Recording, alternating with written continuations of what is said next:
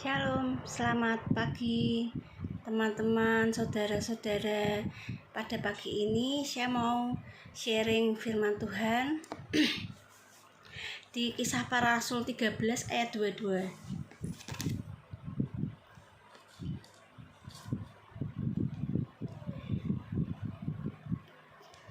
Kisah Para Rasul pasal 13 ayat 22.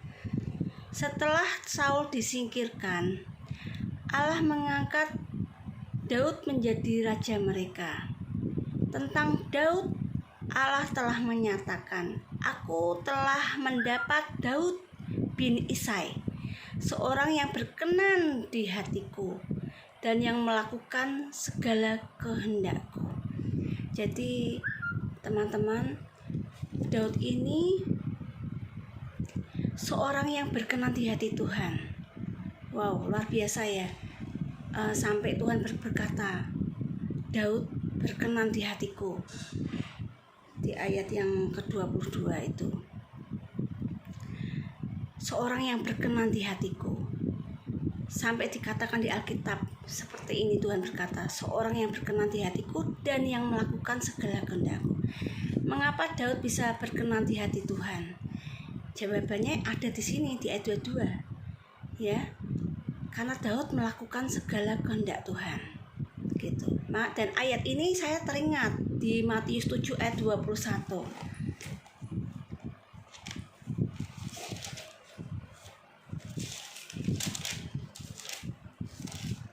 Ayat 21.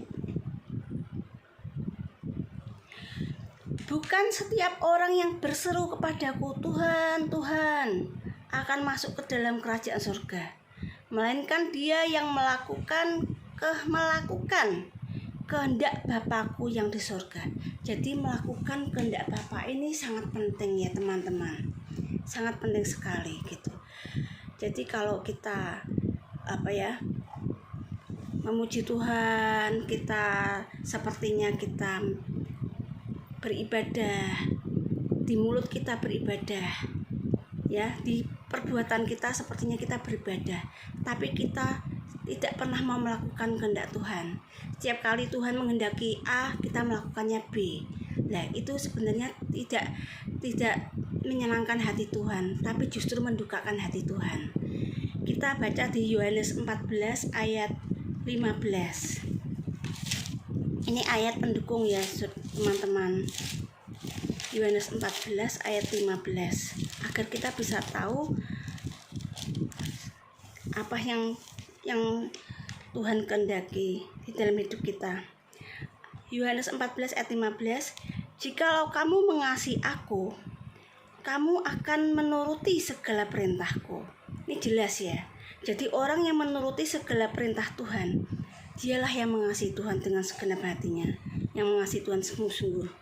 Dan di ayat yang ke-21, barang siapa memegang perintahku dan melakukannya, sekali lagi, memegang perintah dan melakukannya, dialah yang mengasihi aku. Dan barang siapa mengasihi aku, ia akan dikasihi oleh Bapakku, dan aku pun akan mengasihi dia, dan akan menyatakan diriku kepadanya. Jadi tanda kita mengasihi adalah kita mau melakukan apa yang menjadi kehendak orang tersebut. Misalnya kita mengatakan aku mengasihi Tuhan, tetapi jikalau kita tidak mentaati apa yang menjadi kehendak Tuhan, itu namanya bukan kasih. Namanya kita tidak mengasihi Tuhan. Ya, cuman mengasihi di bibir saja, tapi tidak benar-benar mengasihi. Seperti kita berkata, aku mengasihi engkau. Kita berkata kepada pasangan kita gitu, aku mengasihimu suamiku, atau mengasihimu istriku. Tapi setiap apa yang menjadi kehendak kita, ya, salah satu pasangan tuh tidak pernah ditaati, tidak pernah dilakukan gitu. Misalnya istrinya mempunyai kehendak supaya suaminya jangan supaya setia, tapi malah dia tidak setia dengan istrinya, atau kebalikannya. Suaminya menghendaki istrinya nurut ya apa yang dia kehendaki, tapi yang dilakukan istrinya tuh justru apa yang tidak dikehendaki oleh suaminya. Itu namanya bukan mengasihi. walaupun notabene sudah berumah tangga atau saling saling menyatakan kasihnya, mengikatkan janji, tapi prakteknya dalam kehidupan sehari-hari itu seperti apa gitu. Apakah kita sungguh-sungguh mengasihi pasangan kita? Begitu pula dengan Tuhan.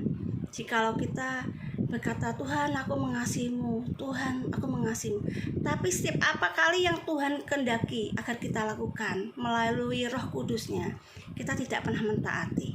Itu namanya kita tidak sungguh-sungguh mengasihi Tuhan, tetapi kita malah justru mendukakan hatinya.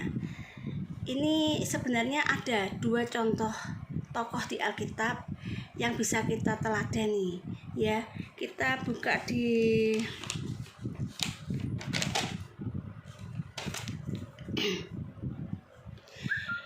Satu Samuel 15 ayat 1. 1 Samuel 15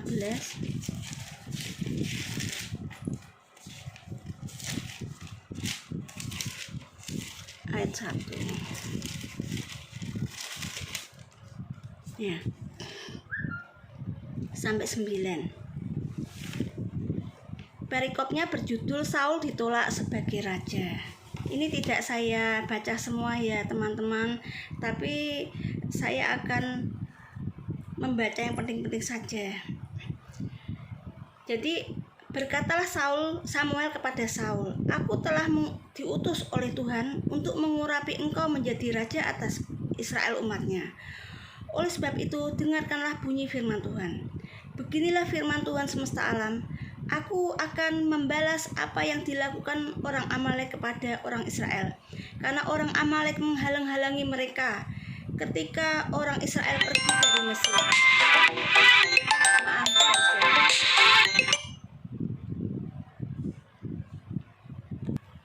Maaf teman-teman, tadi ada telepon masuk, saya ulangi lagi.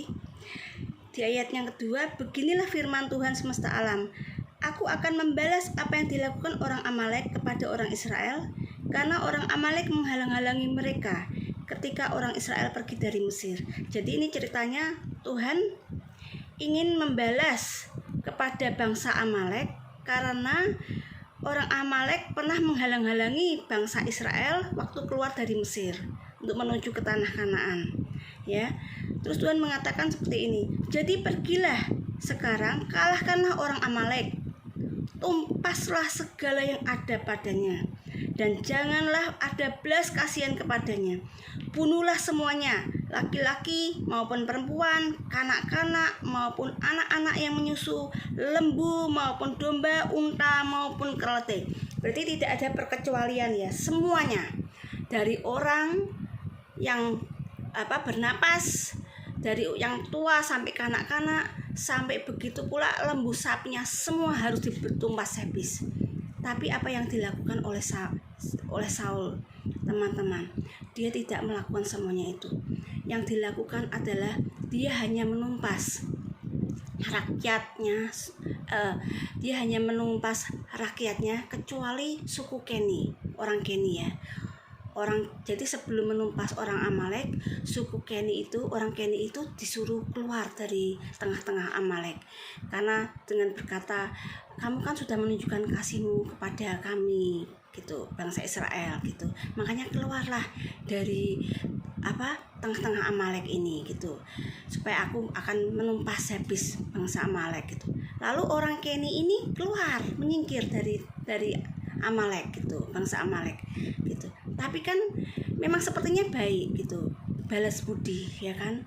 Kamu dulu pernah nolong, pernah baik sama aku, sekarang aku membalas. Memang sepertinya baik. Tetapi apakah ini yang dikehendaki oleh Tuhan? Apakah Tuhan berpesan kecualikan orang Keni, suku Keni, jangan kamu tumpas gitu. Apakah Tuhan berkata begitu? Tidak gitu. Ini adalah kehendak Saul sendiri gitu. Akhirnya orang Keni ini atau suku Keni ini dia pergi gitu, tidak ditumpas gitu. Terus lembu-lembu sapinya itu apakah ditumpas semua? Tidak gitu. yang ditumpas hanya yang kurus-kurus, yang sakit-sakit, yang buruk-buruk rupanya. Tapi yang gemuk-gemuk, tambun-tambun tidak gitu. Itu sebenarnya waktu ditegur oleh Samuel, kenapa kamu tidak menumpas semuanya gitu. Apa yang aku dengar ini suara kambing, lembu, sapi, baru dia ngomong, iya karena aku takut, itu adalah permintaan rakyat, aku takut dengan rakyat, makanya aku mengabulkan. Jadi Saul itu lebih memilih takut akan rakyatnya daripada lebih memilih takut akan Tuhan gitu. Makanya itu yang menyakiti hati Tuhan, menyakiti perasaan Tuhan gitu. Yang sudah memilih dia, yang sudah memilih dia, yang sudah memilih dia sebagai raja gitu. Dia kok malah tidak dengar-dengaran dengan Tuhan yang memilih dia, tapi malah lebih memilih takut sama rakyat daripada Tuhan gitu. Dan yang lebih parahnya lagi, Raja Agag, raja orang Amalek itu tidak dibunuh, tapi malah diselamatkan oleh Saul. Ini yang benar-benar membuat Tuhan tuh sangat-sangat kecewa. Kenapa kok memilih dia sebagai raja gitu? Dan mendukakan hati Samuel gitu. Itu ada tertulis di firman Tuhan. Ya. Nah, terus bagaimana teladan yang dari Daud? Ini teladan yang sangat bagus sekali, teman-teman. Kita baca di 1 Samuel 30.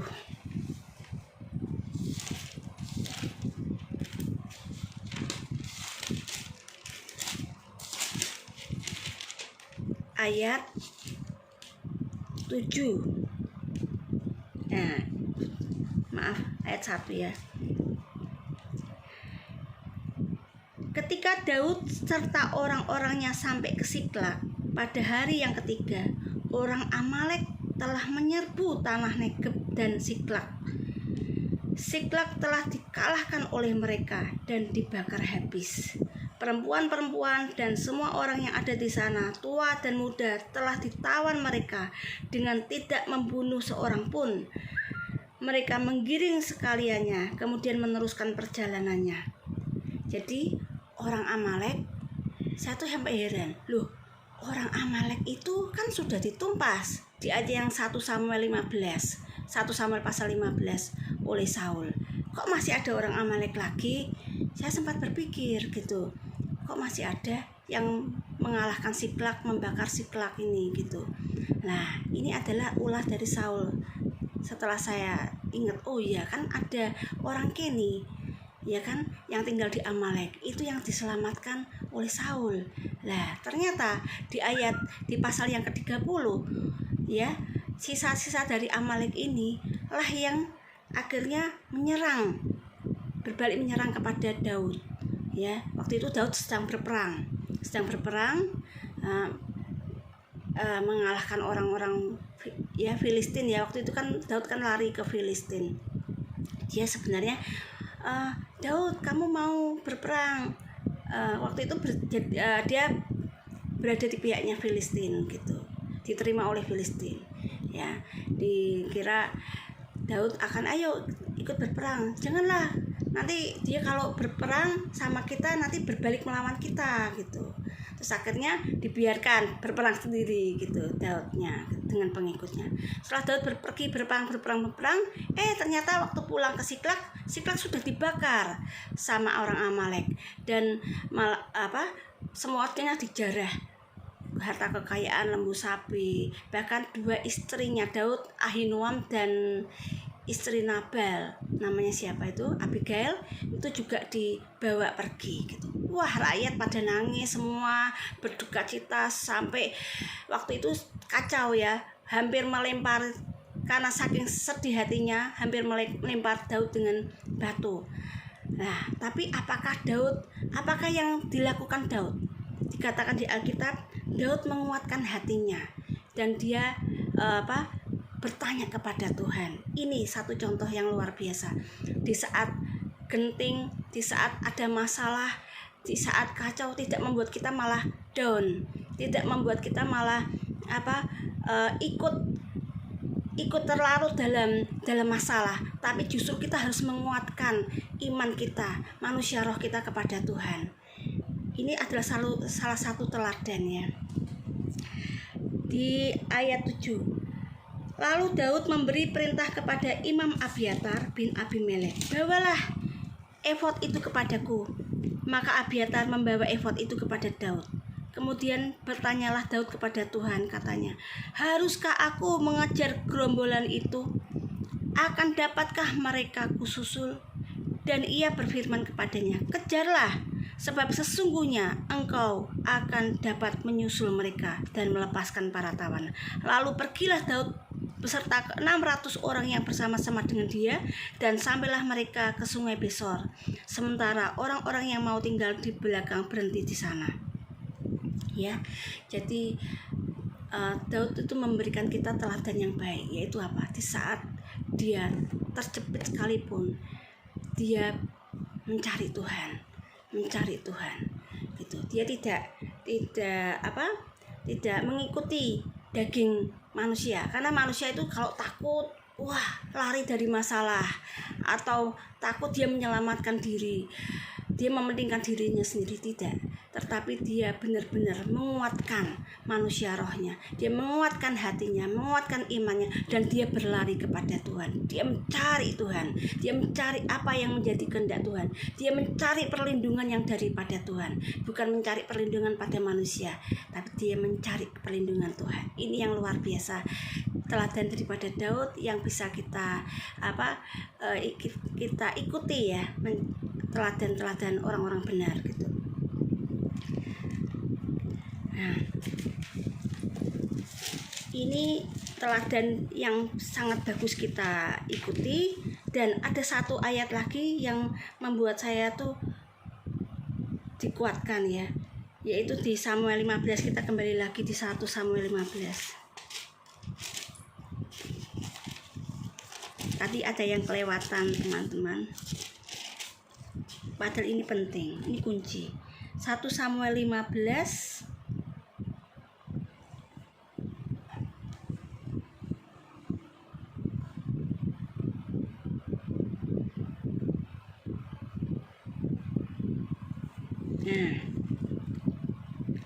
ayat 13 ya.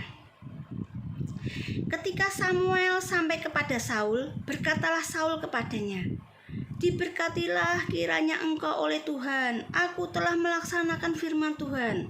Tetapi kata Samuel, kalau begitu apakah bunyi kambing domba yang sampai ke telingaku dan bunyi lembu-lembu yang kudengar itu? Jawab Saul, semuanya itu dibawa daripada orang Amalek. Sebab rakyat menyelamatkan kambing domba dan lembu-lembu yang terbaik dengan maksud untuk mempersembahkan korban kepada Tuhan Allahmu, tetapi selebihnya telah kami tumpas. Jadi dia berdalih, suara lembu sapi yang didengar oleh Samuel itu suara lembu sapi yang dibawa dari Amalek, itu untuk dipersembahkan kepada Tuhan Allahmu. Wah, kesannya sepertinya baik ya, tapi apa yang terjadi? Lalu berkatalah Samuel kepada Saul, ini penting ya, sudahlah, aku akan memberitahukan kepadamu apa yang difirmankan Tuhan kepadaku tadi malam, kata Saul.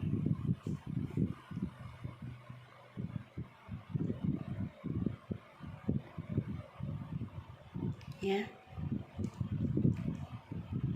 di ayat yang ke-22. Tetapi jawab Samuel, apakah Tuhan itu berkenan kepada korban bakaran dan korban sembelian, sama seperti kepada mendengar suara Tuhan? Ya, mendengar suara Tuhan, tidak hanya mendengar saja, tapi juga melakukannya. Sesungguhnya mendengarkan lebih baik daripada korban sembelian, memperhatikan lebih baik daripada lemak-lemak domba jantan. Sebab pendurhakaan adalah sama seperti dosa bertenung, dan kedegilan adalah sama seperti menyembah berhala dan terafim. Karena engkau telah menolak firman Tuhan, maka ia telah menolak engkau sebagai raja. Jangan sampai kita ditolak oleh Tuhan sebagai sebagai anaknya ya. Jangan sampai kita ditolak. Kita yang sudah dipilih sama Tuhan untuk menjadi anak Tuhan, jangan sampai kita di kemudian hari kita malah ditolak. Bukan mereka yang berseru kepadaku Tuhan, Tuhan yang dapat masuk kerajaan surga, melainkan mereka yang melakukan kehendak Bapakku yang di surga. Ya. Jadi mendengarkan dan taat. Setelah kita mendengar, kita taat melakukan apa yang menjadi kehendak Tuhan, itu yang justru Tuhan kehendaki, senangi, daripada kita mempersembahkan korban.